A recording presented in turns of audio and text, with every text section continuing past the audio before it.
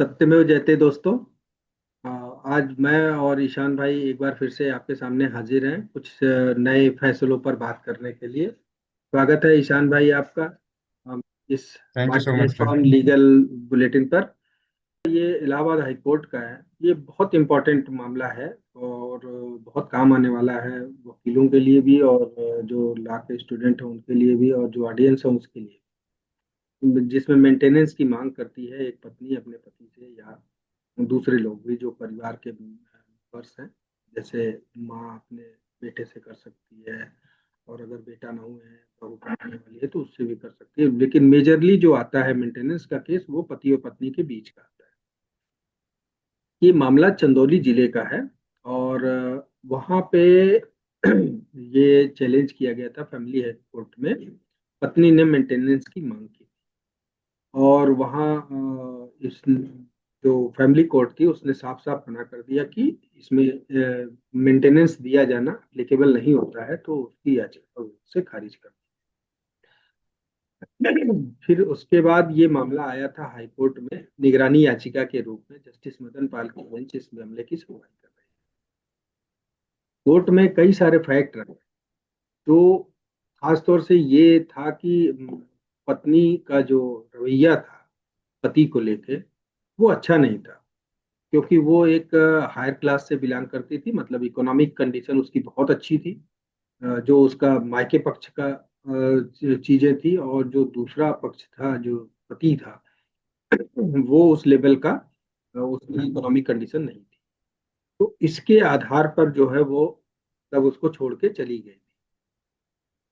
और मतलब उस जब वो गई थी तो खुशी खुशी उसने ससुराल छोड़ा था कि मतलब उसका मतलब वो खुद अमीर है और उसका पति गरीब है। वो जो अपने मायके में जिस तरह से रह पा रही थी, जो उसकी लाइफ स्टाइल थी वो फॉलो करने के लिए माहौल या परिस्थितियां वह ससुराल में उपलब्ध नहीं थी।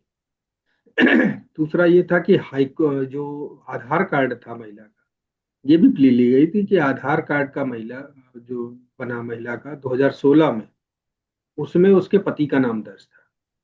जब होता है ना। और लेकिन जब 2017 में उसका आधार कार्ड को उसने रिवाइज करवाया तो उसमें पति के नाम की जगह हटवा के उसने अपने पिता का नाम रखा। ठीक है। और जब भरण पोषण की याचिका दाखिल की मेंटेनेंस के लिए, अपना याचिका दाखिल की फैमिली कोर्ट में, तब भी उस नाम में कोई चेंज नहीं करवाया। और एक और प्ली दी गई थी कि जो उसने 21 जनवरी 2019 में जारी वोटर लिस्ट को पेश किया गया था, जिसमें पति के रूप में उसके किसी और व्यक्ति का नाम दर्ज था। हालांकि दूसरी शादी जैसा कुछ बात यहाँ पे उठाई नहीं गई थी, लेकिन ये माना गया कि कथित तौर पे उसका कोई और पति भी है।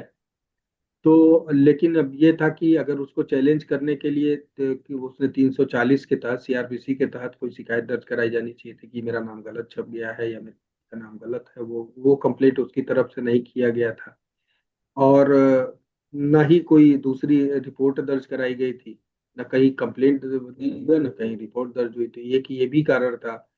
और एक कि मतलब ये आरोप भी आया कि उसने शायद तीसरी शादी भी किसी से कर ली है 2018 में।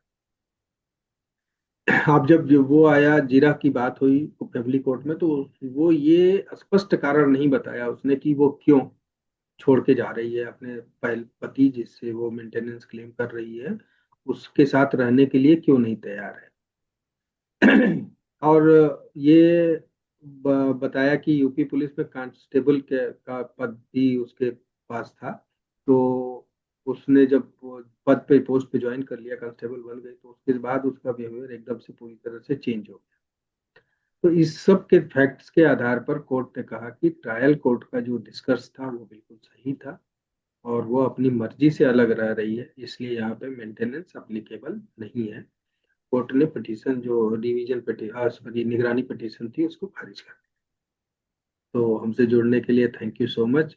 आप सभी से आग्रह है कि चैनल को ज़्यादा से ज़्यादा शेयर करें और आप पहले खुद सब्सक्राइब कर ले अगर अब तक नहीं किया है तो, और लाइक जरूर करें, हमारा हौसला बताएं। और आपके मन में हमसे किसी भी केस से जुड़ा कोई सवाल है या किसी कानून से जुड़ा कोई सवाल है तो हमारे कमेंट बॉक्स में लिखें, हम जरूर उसका उत्तर देने की कोशिश करेंगे कि अपनी किसी वीडियो में।